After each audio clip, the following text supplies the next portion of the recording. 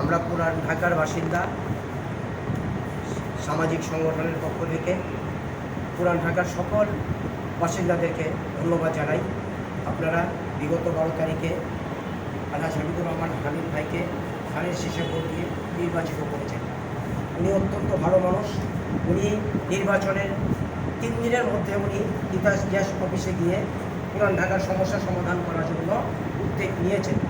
আমি বিগত দিনে এমন কোনো এমপিকে দেখিনি যে তার শপথ নেওয়ার 3 দিনের মধ্যে উনি কোনো অফিসে গিয়ে মানে তার জনগণের জন্য কথা বলার জন্য। তো আমাদের এই সংগঠনের মূল কাজ হলো ঢাকাইয়াদের পুরান ঢাকাবাসীর নাগরিক অধিকার নিশ্চিত করা। আমরা হামিদ ভাইয়ের সাথে আজকে একাত্মতা ঘোষণা করছি। আমরা সবসময় হামিদ ভাইকে সব ধরনের সহযোগিতা করব পুরান ঢাকার সকল বাসিন্দা মিলে, যাতে উনি এই পুরান ঢাকার বাসিন্দাদের নাগরিক সুবিধাগুলো নিশ্চিত করতে পারেন।